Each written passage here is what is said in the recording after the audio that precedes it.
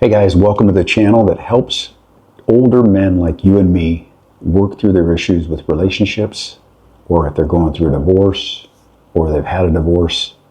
We talk about issues and help others as we go along. So today I got a letter from a man who is having some issues with his present wife. It's his second wife. And so let me just jump into it right away. Hi, I'm writing this for some advice and clarity. I don't have anyone to talk to and need some advice on what to do. It is driving me crazy thinking about my suspicions. I'm in my early 60s, recently retired after decades of steady work, and now enjoying what was supposed to be a quiet, fulfilling life in the Philippines. My first marriage, like many, ended in divorce. My second marriage, well, that's why I'm writing. I met my second wife soon after moving to the Philippines, and we instantly fell in love. She's in her 30s, kind, attentive, and brought a new energy into my life that I hadn't felt in years. She is educated, independent, and while she appreciates my support, she also earns her own money through online work and remote projects. In fact, she makes more than enough to support herself, and I now suspect somebody else. A few months ago, we traveled together, first from Manila to Los Angeles, and then onward to Hawaii. We were fortunate enough to fly first class because of our finances, and I never sleep well on long flights, and true to form, I found myself pacing aisles while my wife dozed. It was during one of these walks that I noticed a young Filipino man, maybe mid to late 30s, neatly dressed, noticing me, or noticeably aware of me. I caught him glancing in my direction more than once, but not with any obvious malice or curiosity, just a kind of interest. At the time, I thought little of it. Air travel brings together all kinds of people and strangers who look at each other all the time. It meant nothing. At least that's what I told myself. After we landed in Los Angeles and connected to our flight to Honolulu, I didn't see him again until after we arrived at our hotel in Waikiki. My wife and I were at a cafe near the hotel when I noticed a familiar figure out of the corner of my eye. He was sitting alone a few tables away, reading a menu but not ordering. He didn't look surprised to see us, which in retrospect is telling. I told myself it was probably a coincidence. Hawaii, after all, is a popular vacation destination, and many Filipinos travel between the islands and the mainland. Still, I kept an eye out, and that's when I started seeing him more frequently. At the breakfast buffet, by the hotel elevator, even when walking along the beach trail not far from our suite. The first time I saw my wife talking to him, it was brief. We had been dining at a beachside restaurant, and she excused herself to use the restroom. I finished my drink and casually scanned the area, only to see her near the side of the building, speaking to the man. They weren't touching, they weren't smiling, but there was something in the way they stood close and seemed to understand each other that made my chest tighten. A day later, she said she wanted to take a walk on the beach.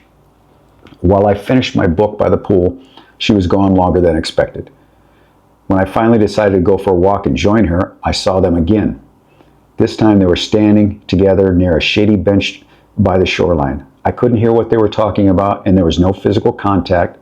I could only see that there just seemed to be something familiar between each other, like kind of a history, a familiarity. There were two more instances over the next 3 days, each brief, always in passing. Once outside a hotel gift shop after we returned from a snorkeling excursion, and she lagged behind to check her phone. The other was at the pool bar where my wife walked to get drinks, even though there was a waitress who was very attentive to us, and my wife stood next to where the man was seated. I stayed silent, observing but not confronting her. Maybe I was scared of what I'd hear. Maybe I was hoping that I was wrong. Now I lie awake and at night beside her, wondering, am I being naive? Am I being played for a fool? Am I imagining things and sabotaging my own happiness because of past wounds? There are a few troubling facts that I can't ignore. First, she has full access to her own finances. She's financially independent and discreet with how she spends her money, although I do give her an allowance also. That being said, it's entirely possible she paid for the man's travel and accommodations without my knowledge. Second, while she has never given me a clear reason not to trust her, she's been secretive at times although most women are in some fashion. There have been small things like her looking at her phone screen quickly, stepping outside to take certain calls, insisting on solo errands in a city neither of us knows well. Each one alone might not mean anything, but together they kind of form a pattern that I can't ignore. And yet I don't want to lose her, not over suspicion, not over something I might be imagining. What if I accuse her and she's innocent? What if I cause irreparable damage to our relationship because I misread a series of harmless coincidences? I've already lost one marriage. I'm not sure I could bear losing another, especially when I've come to believe this woman could be my last real partner in life. But if I ignore it and continue pretending that nothing is wrong, am I sacrificing my dignity? So I ask you and others who might have gone through what I'm facing right now, what would you do? Would you confront your wife, knowing the risks of everything, knowing you risk everything if you are wrong? Or would you hold your peace, knowing that love is always built on trust, even when that trust is shaky? Well, that's an outstanding letter, and I appreciate you sending it in. I'm going to give you my view on what you should do. First off, I think you need to address the issue right away. Because when you have doubts about something, it is only going to get worse if you allow it to fester. And right now you're at the stage of you really don't know. You just see a bunch of coincidences that have raised your suspicion on something. Those suspicions might be valid and they may not be. But if you allow it to fester, you will soon see a lot more suspicions. You will see little things that you really, almost your mind is inventing because you're drawing a conclusion, and everything you see now, your mind is adapting to help you support that conclusion. So that's why it's important right now to talk to her. You need to do this, though, in a very non-confrontational way. It has to be a discussion. You have to approach her about this whole thing, and you just ask her. Just say, hey, I saw you with that guy. Who is he? I saw him on the plane. He traveled with us from Manila. How do you know him? And I'm only asking because it just seemed a little strange that you would be talking to him several times. Give her the opportunity to explain herself. Okay, like I said, it could be something very, very innocent. Because let's face it, anybody who knows the Filipino culture and many other cultures, they're very tight among each other. It may be just something that they have, an individual that they found out in common. They may have talked initially, and now they're just continuing the conversation because they see them based upon that cultural commonality. It could be something as innocent as that, but you need to ask about it. If you come at her later on, it will only raise your temper, it'll only raise your suspicions, and no matter what she says, you're going to want to lash out a little bit. You're going to be a little angry, and then that's going to lead to a confrontation that may not end up where you want to be. So I would say do it right now, be very calm about it, but also you have a right to know. Okay, just like explain if she had any type of suspicion, or it doesn't even have to use the word suspicion, but if she had any type of question about what you're doing, she has a right to ask you. That's what marriage is based upon. Marriage is based upon trust. And you cannot lose that trust, because once you do, you basically lost the marriage. So it's important that you take a hold of it right now. Okay, the fact that she has her own finances, that's good. You know, I know there's a lot of men out there, especially divorced men, would love to be in your situation, have somebody that can contribute and not just take from the marriage based upon everything that you brought into it. You also know in many cultures, it's acceptable, and this is the bad side, it's acceptable for the woman to go out and get financial support from somebody else while they have a relationship, you know, a husband, a boyfriend, or what have you. and the husband and boyfriend actually allow it. They will just sit back and let the woman, and it's almost, to me, it's almost like prostitution, but they will let the woman earn money and take money from other people. And in the end, they're just sitting back, and the only thing they lose is just their wife. To me, they're losing their self-respect, but they're losing their wife to this man temporarily in order to gain back plus the finances in the long run. Now, if you've never had any issue or never seen this person in the past, it's doubtful, that you've survived 3 years and he's never appeared before in your life.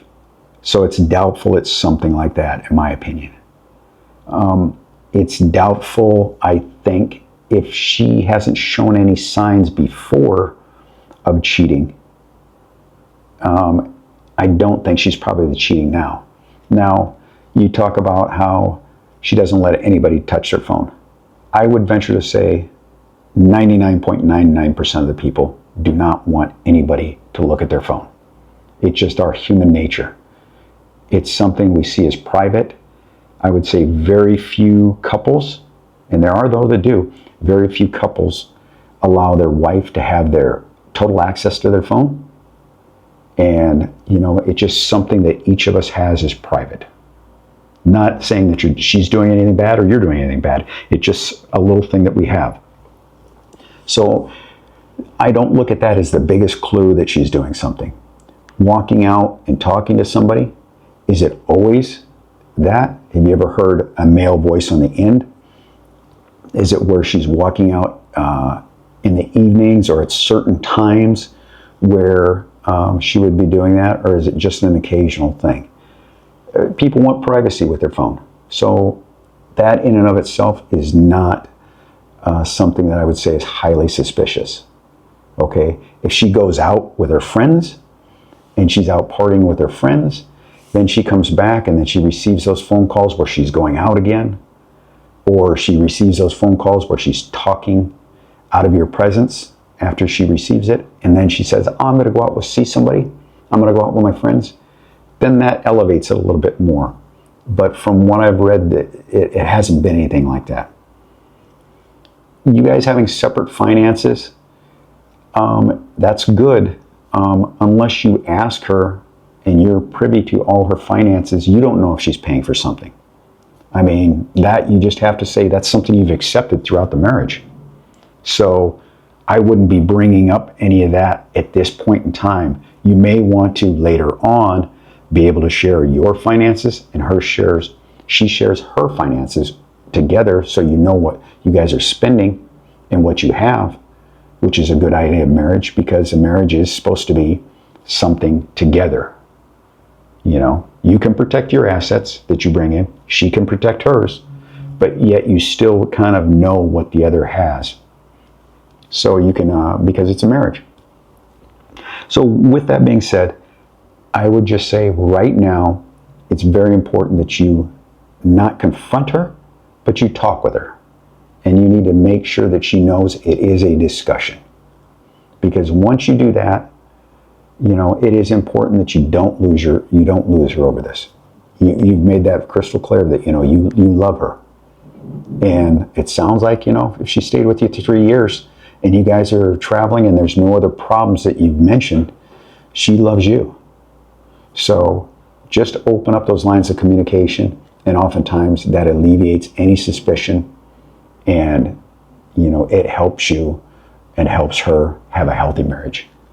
All right, guys, anybody has another issue that they've brought up and they've experienced throughout their marriage, throughout their divorce, or throughout their separation, and they want questions answered, or they want to just use it as an example to help others, please email me at talkingdivorceafterwife@yahoo.com.